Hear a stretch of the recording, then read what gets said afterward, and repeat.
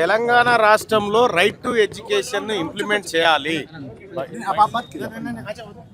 Right to education implement చేయాలని తెలంగాణ రాష్ట్రంలో right to education implement చేస్తే ఇప్పుడున్న శ్రీ చైతన్య, నారాయణ ఏవైతే కార్పొరేట్ విద్యా సంస్థలు ఉన్నాయో ఈ దోపిడీ మొత్తం ఆగిపోతుంది. తల్లిదండ్రులకు ఫీజుల భారం తగ్గిపోతుంది. 25% సీట్లు ఫ్రీగా పేద వర్గాల బిడ్డలకు దొరుకుతాయి. రైట్ టు ఎడ్యుకేషన్ అమలు కాకుండా కార్పొరేట్ శక్తులు అడ్డుకుంటున్నాయి. ఈ రాష్ట్ర ప్రభుత్వాన్ని ఇక్కడ నుంచి మేము కానీ ఎంబీటీ కానీ మేమందరం కూడా డిమాండ్ చేస్తూ ఉన్నాము. తక్షణమే ప్రత్యేక అసెంబ్లీ సమావేశాలు పెట్టి రైట్ టు ఎడ్యుకేషన్ అలాగే ఫీ రెగ్యులేషన్ కమిషన్ ఏదైతే ఉందో దాన్ని నియమించి ఇవాళ పేద వర్గాల నుంచి దోపిడీకి గురవుతున్నటువంటి డబ్బును నిలుపుదల చేయాల్సినటువంటి అవసరం ఉంది. వీళ్ళు చేయకపోతే ఎట్లా చేయించాలో ఈ ప్రభుత్వంతో మాకు తెలుసు, ఎట్లా ఈ కార్పొరేట్ వ్యవస్థను అడ్డుకోవాలో, ఈ దోపిడీని అడ్డుకోవాలో మాకు తెలుసు. మేము ఒకటి చెప్తా ఉన్నాం, మీరు చేస్తారా మేము చేసుకోవాలన్నా అంతే. ఒక్కటి తెలంగాణ రాష్ట్రంలో 1211 స్కూళ్ళు ఈ 3 ఏళ్లలో మూతపడ్డాయి. కొత్తగా 2600 ప్రైవేట్ స్కూళ్ళు ఓపెన్ అయినాయి. గవర్నమెంట్ స్కూల్ మూతపడి ప్రైవేట్ స్కూళ్ళు ఓపెన్ అయిపోయినాయి.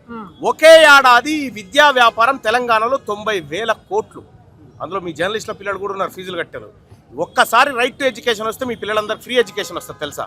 ఫ్రీ ఎడ్యుకేషన్ కార్పొరేట్ లెవెల్లో వస్తుంది. ఈ చట్టాన్ని ఇక్కడ ఇంప్లిమెంట్ చేయకుండా అడ్డుకుంటా ఉన్నారు. తమిళనాడులో గోవిందరాజన్ అనేటువంటి జడ్జి ఏదైతే రిటైర్డ్ జడ్జి ఉన్నాడో ఆయన ఆధ్వర్యంలో అక్కడ రైట్ టు ఎడ్యుకేషన్ అమలు అవుతా ఉంది. ఇక్కడ మీ పిల్లలకు 50,000 కడుతున్నారు, అక్కడ 15,000 అయిపోతుంది. సో మరి అటువంటి చట్టం కావాలి, మా పేద వర్గాలకు కూడా మంచి విద్య అందాలని.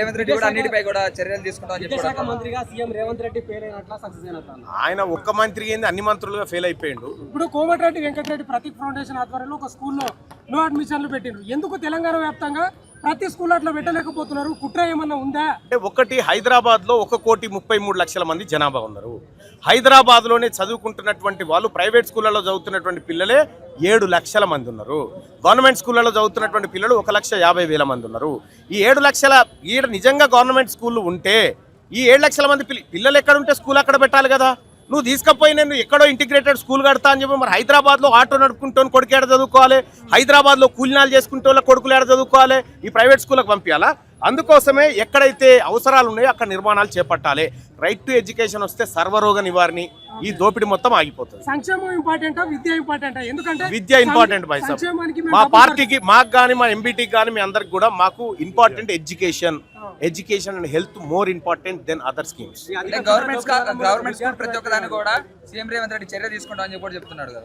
ఇప్పుడు ఆయన చర్యలు తీసుకుంటే ఇందిరా పార్క్ కాడ ఎర్రటెండల మాకు ఈ బోసేందుకు?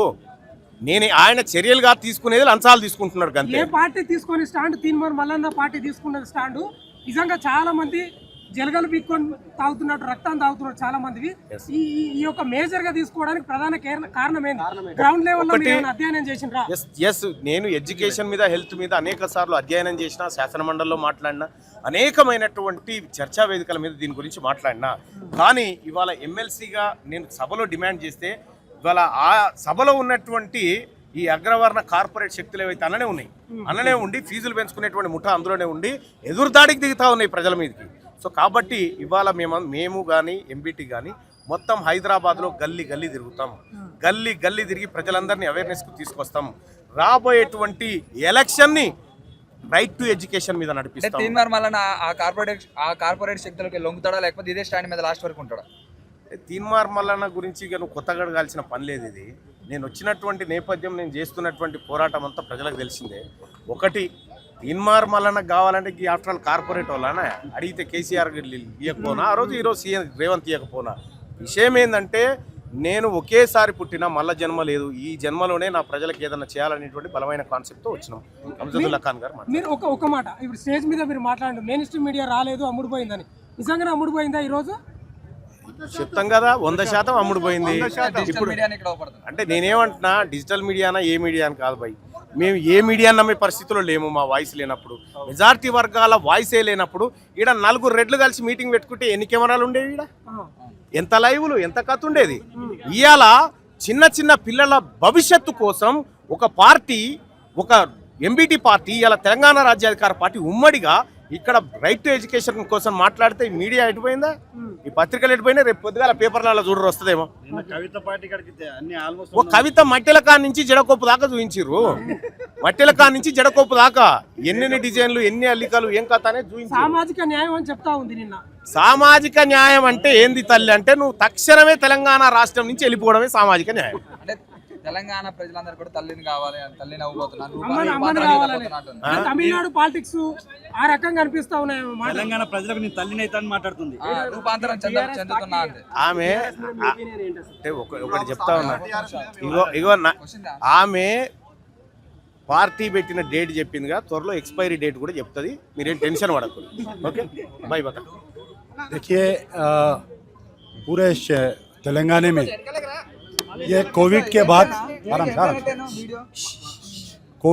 बाद में अगर किसी के 4 बच्चे हैं तो 3 बच्चों को स्कूल को नहीं भेज रहे, वो लोग फीस नहीं दे सक रही।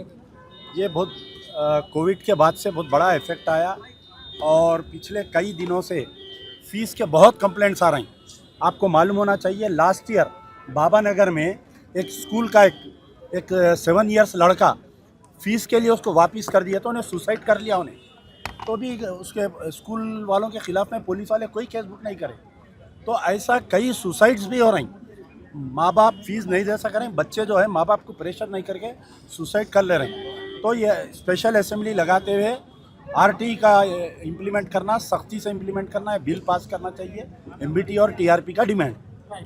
తెలంగాణ రాష్ట్రంలో రైట్ టు ఎడ్యుకేషన్ చట్టం టీఆర్పీ పార్టీ వచ్చినాక ఖచ్చితంగా కూడా దీన్ని అమలు చేస్తామని మేము మీడియా ముఖ్యంగా చెప్తున్నాం. ఈ రాష్ట్రంలో రోజుకొక కాలేజీకి పర్మిషన్ ఇస్తుండే రేవంత్ రెడ్డి. నారాయణ శ్రీ చైతన్యకి అడ్డగోలిగా పర్మిషన్లు ఇచ్చుకుంటూ పోతే ఇలా ప్రభుత్వం ఏం చేస్తుంది? విద్యాశాఖ మంత్రి అయి ఉండి ఈ రాష్ట్రంలో ఏ పార్టీలు కూడా ప్రజల కోసం ఆలోచన చేయట్లేదు. ఇలా టీఆర్ఎస్ పార్టీ ఉంది, బీజేపీ పార్టీ ఉంది. ఏ కార్యక్రమం మీదే ఉద్యమం మాకు అర్థం కావట్లేదు. ఇలా ఏ ఉద్యమం చేసినా మీరు ఒకసారి మీడియా వాళ్ళందరూ కూడా పరిశీలించండి. మల్లన్న గారు స్టార్టింగ్ దశ నుంచి ఎస్సీలు, ఎస్టీలు, బీసీల కోసం ఉద్యమం చేస్తుండు. అంటే ఈ ప్రజలే నాకు ముఖ్యం, ఈ ప్రజలు బాగుపడితేనే ఈ రాష్ట్రం కూడా కలకలలాడుతుందని మా యొక్క నిర్ణయం. కాబట్టి ఈ రాష్ట్రంలో ఉన్నటువంటి విద్య దోపిడీ వ్యవస్థగా మారుతుంది. ఈ దోపిడీ వ్యవస్థ కూడా మీరు వెంటనే మానుకోవాలని మేము హెచ్చరిస్తున్నాం. లేని ఏడల కూడా ఏ కాలేజీనైనా కూడా మేము ముట్టడి చేస్తామని మొన్ననే 2-3 కాలేజీలు కూడా ముట్టడి చేసినాం. నిన్నటికి నిన్న ఈ ఆర్టీసీ క్రాస్ రోడ్లో కూడా యూపీఎస్ కోచింగ్ వాళ్ళు ₹1,00,000 ఫీజు పెట్టి మళ్ళీ అదనంగా టెస్ట్ సిరీస్ అని పెట్టి దానికి ఒక 20,000 దోపిడీ. దీనికి అంతా పర్మిషన్ ఇచ్చేది ఎవరు? ప్రభుత్వం. ఈ ప్రభుత్వాలు కూడా వెంటనే మీరు మార్పు చేయాలి. లేని ఏడలో కూడా మేము ముట్టడిస్తానని డిమాండ్ చేస్తున్నాం.